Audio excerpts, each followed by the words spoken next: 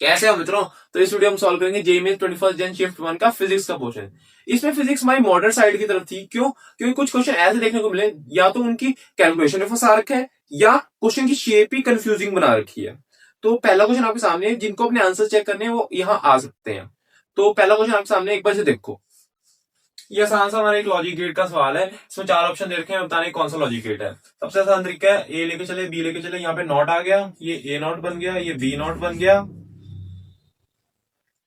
ये B not बन गया, और हमारे पास यहाँ पे की एक और गेट है, लेकिन आगे बबल भी लगा हुआ है, तो ये बन जाएगा ए बी, ये नॉट, और इसके ऊपर होल नॉट। बात क्लियर है? यहाँ फिर से नॉट आ गया, A B knot knot hole knot, एक और होल नॉट। बात क्लियर है? तो ये एक दूसरे को काट देंगे, ये हो जाएगा ए नॉट प्लस बी नॉट। लेकिन डी मॉर्गन्स लॉ इसे लिख सकता है ए नॉट ए डॉट बी, इसके ऊपर होल नॉट। ये हमारे पास नैंड गेट होता है। देख लो, अगला क्वेश्चन आपके सामने आ रहा है। हमारा एक इलेक्ट्रोस्टैटिक्स का आसान सा सवाल है। इसमें बेसिकली हमारी पोटेंशियल एनर्जी और वर्क की डेफिनेशन का यूज करवा रखा है। तो हमारे पास है charge 10-8 C is hold fixed at origin, charge 2 into 10 raised to power minus 8 C moved from 442 to 212 slowly. The work done in doing so is, देखो हमारे पास यहाँ पे work external equal to delta U potential energy के बराबर आएगा। ये definition सबको पता होती है। तो डेल्टा यू क्या हो जाएगा? वर्क एक्सटर्नल, मैंने ये बात बताई हुई है। डेल्टा यू हमारे किसके इक्वल होता है? क्यू डेल्टा वी के। तो यहाँ पे आ जाएगा वर्क क्यू डेल्टा वी। अच्छा, ये क्यू कौन सा है? क्यू कौन सा है जिसे हम मूव करवा रहे हैं? क्यू हमारा मूव जो हम करवा रहे हैं वो है 2 into 10 raised to power minus 8 C के क्यू। और जो जो हमारे पास रेस्ट पे है वो है ये वाला, अंदर वाला जो होएगा आर फाइनल माइनस के Q R rest R initial. ये अंदर वाला हमारा 10-8 C है। तो के क्यू को बाहर निकालो, 10-8 C इंटू, और के की value 9 into 10 raised to power 9। Q कितना है? 10-8, और अंदर वाली चीज हो जाएगी। अच्छा, आर फाइनल कितना है? आर फाइनल कितना है? इसका कितना होएगा? ये हो जाएगा 4 ये हो जाएगा 4 4 8 9। ठीक है, ये हमारा 3 हो जाएगा, और ये कितना हो जाएगा? 16 कितना हो जाएगा? 32 36। ठीक, इस पर 6 हो जाएगा। बात क्लियर है? इसे जरा सॉल्व कर लो। इसे सॉल्व कर लो। ये हमारे पास आ जाएगा, ये हमारे पास कितना आएगा? 18 इंटू, ये हमारे पास आ जाएगा 18 इंटू 10, ये हो जाएगा 1, 10 की पावर माइनस 7, और अंदर वाली चीज होगी 2 माइनस 1/6। तो ये हो जाएगी 3 into 10 raised to power minus 7। ठीक है, 3, ये हमारे पास आ रहा है 3 into 10 raised to power minus 7। अब हो सकता है वहां पे कि किसी और फॉर्म में दे रखा हो, मतलब हमारे पास ऑप्शंस कैसे दे रखे हैं पता नहीं है, ये बात वो जब पेपर आएगा तब हम देख लेंगे। लेकिन अभी आंसर ये हमारा क्या आ रहा है? 3 into 10 raised to power minus 7 joules. उसमें अगर कोई और ऐसा यूनिट भी दे रखी होगी तो देख लेना। तो वरना हमारा आंसर है, हमें कंसेप्ट देखना था कि एक बार आप चेक कर लेना। ठीक है, ये 3 into 10 raised to power minus 7 joules आ रहा है। देखो, एरर एनालिसिस का एक आसान सा सवाल है। जिसने आगाज सीरीज देखी थी उसमें मैंने एरर एनालिसिस में ऐसा एक क्वेश्चन जे एडवांस का करवा रखा, 2023 का क्वेश्चन, जिसके अंदर हम क्या फॉर्मूला यूज किया था? 1/v minus 1/u equal to 1/f। ये फॉर्मूले का हमने यूज किया था। बस इसमें फॉर्मूला लग जाएगा 1/k1 plus 1/k2 equal to 1/k equivalent, क्योंकि सीरीज में क्या रखा। बात क्लियर है? तो यहाँ पे जिसने वो क्वेश्चन किया था उसका ये क्वेश्चन हो जाना चाहिए था। ठीक है, ये आसान सा सवाल था। देखो, अब यहाँ पे हमारे पास 1/k equivalent equal to 1/k1 plus 1/k2 हो गया। बात क्लियर है? इसको मैं एरर की फॉर्म में लिखूं, डिफरेंशिएट या नहीं करूं, तो ये हो जाएगा डेल्टा के इक्वलेंट अपॉन के इक्वलेंट का स्क्वायर। मैंने बताया था वहां पे कि यहाँ पे हमारे पास स्मॉल एरर होता है, मतलब एरर काफी कम होता है, इसलिए हम डेल्टा ई लिख सकते हैं। लेकिन बेसिकली हम डिफरेंशिएशन ही वैसे इसमें करते हैं जब हम डीप में से देखते हैं तो, लेकिन यहाँ पर स्मॉल एरर के लिए हम डेल्टा लिख सकते हैं इसे, डेल्टा K1। लेकिन ये सब बातें हमें यहाँ पे करनी चाहिए, थोड़ी एडवांस की बातें हैं, ये मेंस के लिए हम डेल्टा ही लिखेंगे, डेल्टा K2 अपॉन K2 का स्क्वायर।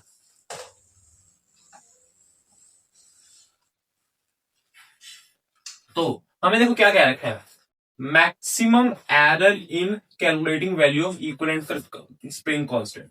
तो ये डेल्टा के इक्विवेलेंट की बातें पूछ रहे हैं, तो ये हो जाएगा के इक्विवेलेंट का square delta K1 upon K1 का square delta K2 upon K2 का स्क्वायर। तो यहां से ये बन जाएगा, पहले के इक्विवेलेंट निकाल लेते हैं फटाफट। के इक्विवेलेंट बन जाएगा 10 इंटू 20, 20 प्लस 10, ये बन जाएगा 200/30 कट, ये बन जाएगा 20/3, 20/3 का स्क्वायर। ये क्या बन रहा है देखो, डेल्टा K1 0.2, K1 का स्क्वायर 100, ये 0.3/20 का स्क्वायर 400, 0.8 प्लस, ये जब एलसीएम लेंगे 0.8 प्लस 0.3, ये देखो 1.1/400 इंटू 400/9, ये कैंसल, ये 11/90 आ रहा है। कौन सा ऑप्शन मैच कर रहा है देखें जरा, ये ऑप्शन मैच कर रहा है, देख लो। ये हमारा एक और मैकेनिक्स का क्वेश्चन है, ये इसमें क्वेश्चन में कुछ नहीं था, लेकिन बेसिकली इस क्वेश्चन की शक्ल ऐसी बना रखी थी कि बंदा पहले ही देखते ही छोड़ दे। देखो हमारे इस क्वेश्चन में क्या क्या रखा है, mass of 2 kg address is subjected to force F is equal to 4t t cube I cap minus 3t j cap, the velocity of the particle in 2 seconds is magnitude is, देखो force लिखी हुई है 4t cube I cap minus 3t j cap, force को मैं लिख सकता हूं m dv/dt, force t cube I cap 3t j cap, m कितना है 2 dv 4t cube dt I cap 3t dt j cap. अगर मैं दोस्तों इंटीग्रेट कर रहा हूं 0 से लेके v, क्यों, ये पहले रेस्ट पे था, 0 से लेकर 2, 0 से लेकर 2, ये हो जाएगा 2v इक्वल टू, देखो ये इसकी इंटीग्रेशन होगी t/4, 4 कट, ये हो जाएगा 16 I कैप माइनस, ये बन जाएगा t²/2, t²/2 बनेगा, हाँ ठीक है, t²/2 उसमें 4 रखा तो ये बन जाएगा 6j कैप, ठीक है, ये आएगा, इंटीग्रेट करके देख लेना। तो यहां से हमारी v की वैल्यू आएगी 8I cap minus 3j cap, लेकिन हमसे मैग्नीट्यूड पूछा है तो मैग्नीट्यूड आ जाएगा 64 प्लस 9, तो ये हमारा आएगा इसके इक्वल 73 के, ठीक है, 73 के इक्वल है, देख लो हमारा आंसर √73 आ रहा है। अब जिस फॉर्म में पूछा था देख लेना, अब क्वेश्चन एग्जैक्ट नहीं पता ना, हो सकता है यहाँ पे ऑप्शंस दे रखे हो सकता है ये हमारे पास न्यूमेरिकल फॉर्म में आया हो, पता नहीं ना, लेकिन आंसर ये आ रहा है, कंसेप्ट आपको समझ में आ गया होगा हमने ये कैसे किया, ठीक है, देख लो। यहाँ पर एक आसान सा मोमेंट ऑफ इनर्शिया का सवाल है, हमें बेसिकली क्या रखे, ये दो रोड टी शेप में लगी हुई है, इस एक्सिस के अबाउट हमें मोमेंट ऑफ इनर्शिया बताना है। तो देखो यहाँ हमारे पास इस वाली रोड का मोमेंट ऑफ इनर्शिया होगा 1/3 ml², लेकिन ये अगर मान लो अभी हमारा पूरा सिस्टम इस एक्सिस के अबाउट ऐसे घूम रहा है, इसके अबाउट घूम रहा है, तो इसका इस अपने एक्सिस के अबाउट तो कोई मोमेंट ऑफ इनर्शिया नहीं होगा, बस हमें शिफ्ट करनी है इसकी एक्सिस को, तो ये हो जाएगा 1/3 ml² प्लस, हम क्या लगा रहे हैं, पैरेलल एक्सिस थ्योरम, ml², क्योंकि L से शिफ्ट हो रहा है, तो ये हो जाएगा 4/3 ml², ये हमारा आंसर है, देखिए ये हमारा करंट इलेक्ट्रिसिटी का एक आसान सा सवाल है। बेसिकली इसमें हमें क्या क्या रखा है, एक सर्किट दे रखा है, find heat produce in external circuit A be in 1 second. देखो इसमें क्या होएगा, मुझे यहाँ पे 1/2 2/4 और ये भी 1/2 हो गया, यानी यहाँ पे मुझे एक हीटस्टोन ब्रिज दिख रहा है। तो ये 1 ओम की कहानी तो खत्म होगी, तो ये हमारा सिर्फ रह जाएगा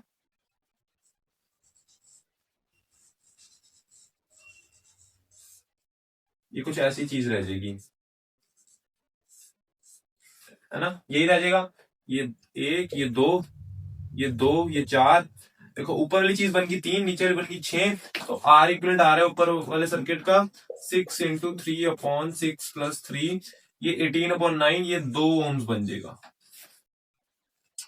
और हमारे पास क्या क्या रखा है, अब मैं इसको कन्वर्ट कर सकता हूं इसमें, 2 2 और ये 20 वोल्ट ए बी। देखो ये सीरीज में लगे हुए हैं, ये दोनों चीज हमें सिर्फ दो में बताना है कितना कितनी हीट प्रोड्यूस होगी। ये दोनों सीरीज में लगे हुए हैं, तो मैं एक बार पहले करंट निकाल लूं पूरे का। तो ये हो जाएगा V = IR, यहां से I आ जाएगा V/R, यानी 20/R इक्वल कितना है, 2 + 2 4, ये हो जाएगा 5 एम्पियर्स। इसमें जो करंट निकल रहा होगा वो होगा 5 एम्पियर्स। दो से इस वाले दो में से भी 5 एम्पियर निकलेगा, इसमें से भी, क्योंकि सीरीज में लगे हुए हैं। तो यहां से ये आ जाएगा पावर, हमारे पास हीट कितनी आएगी, I²RT, आई कितना 5, 5 का स्क्वायर 25 इंटू 2 इंटू 1, ये बन गया 50। ठीक है, 50 जूल्स हमारे पास हीट प्रोड्यूस होगी। ठीक है, अब पता नहीं वहां पे न्यूमेरिक का आंसर था या फिर हमारे पास ऑप्शन दे रखे थे, लेकिन आंसर 50 आ रहा है। ठीक है, देखो ये हमारे पास एक डायरेक्ट फॉर्मूला बेस्ड सवाल है क्वेश्चन का। Air filled with capacitor of capacitance C filled with dielectric K = 3 of width D/3 where D is separation between plates, the new capacitance is. देखो हमें कहा गया है एक कैपेसिटर है, इसके अंदर मैंने एक डाइलेक्ट्रिक रख दिया, पहले इसकी कैपेसिटेंस C थी, जब मैंने डाइलेक्ट्रिक रखा K डाइलेक्ट्रिक और इसकी वैल्यू 3 कह रखी है और इसकी विड्थ है D/3, लेकिन इसकी टोटल विड्थ D है, तो कितनी बची 2D/3, एक बची। देखो मैं किसी को सलाह नहीं देता कि इसकी हमारे पास इसकी जो कैपेसिटेंस का फॉर्मूला है वो रटो, क्योंकि आसान रटने की जरूरत ही नहीं है, सिंपल निकाल लो ना, 2 मिनट का काम है। 1/, हमारे पास, अच्छा देखो ये हमारे पास किस में लगा हुआ है, सीरीज में, इसका फॉर्मूला होता है 1/C इक्विवेलेंट। इसको अलग अलग समझो ना, इसको अलग अलग समझो, समझो ये हमारे पास एक अलग से कैपेसिटेंस है 1/K एप्सिलॉन नॉट A, कितना है इसका है, A तो सेम ही है, एप्सिलॉन नॉट A अपॉन, और ये साथ में एक K, इसकी विड्थ कितनी है D/3 प्लस 1/C इक्विवेलेंट, ये हो जाएगा एप्सिलॉन नॉट A बाय ये 2D और ये 3। ठीक है, 1/C इक्विवेलेंट, ये हो जाएगा D/3 K epsilon not A plus 2D 3 epsilon not A।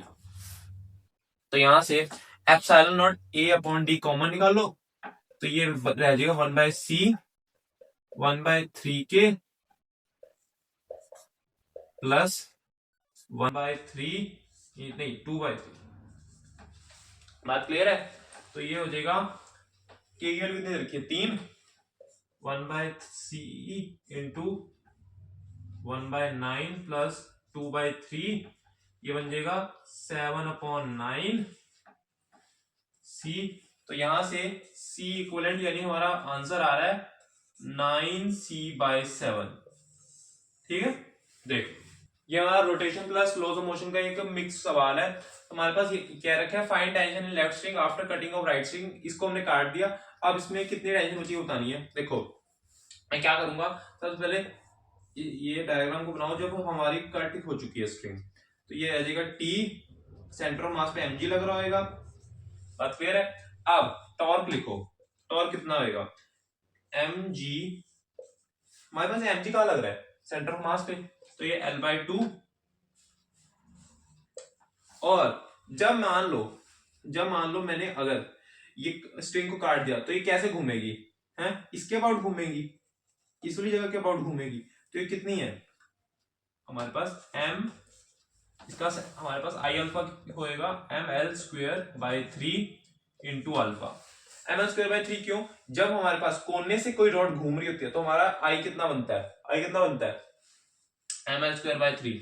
तो यहां से बन जाएगा m कैंसल, l कैंसल, तो अल्फा आ रहा है 3g/2l।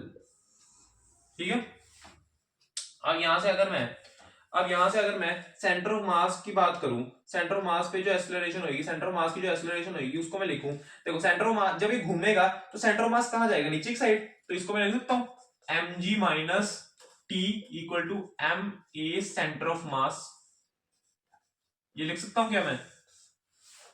लेकिन सेंटर ऑफ मास की एक्सेलरेशन मुझे पता नहीं है तो मुझे निकालनी पड़ेगी। कैसे निकालूंगा, सेंटर ऑफ मास की एक्सेलरेशन का फॉर्मूला हम एक पढ़ते हैं आर अल्फा। आर कितना होगा, लेकिन सेंटर ऑफ मास कहां पे है, सेंटर ऑफ मास का यहाँ तो हमारे पास कितनी डिस्टेंस पे है, ये बीच में है L/2। और अल्फा कितना होगा, 3g/2l, ये बन गया 3/4g। इसको यहां रखो, t आ जाएगा mg माइनस 3mg/4, ये बन जाएगा mg/4। टेंशन आ रही है mg/4, नोट कर लो। अभी के लिए बस इतना ही। होप सो आपको चीजें क्लियर होंगे, कॉन्सेप्ट क्लियर होंगे। अगर वीडियो अच्छी लगी तो वीडियो को लाइक कर देना, चैनल सब्सक्राइब कर देना। Okay, thank you. और जिनका पेपर आने वाली शिफ्ट में उनको मेरी तरफ से ऑल द बेस्ट।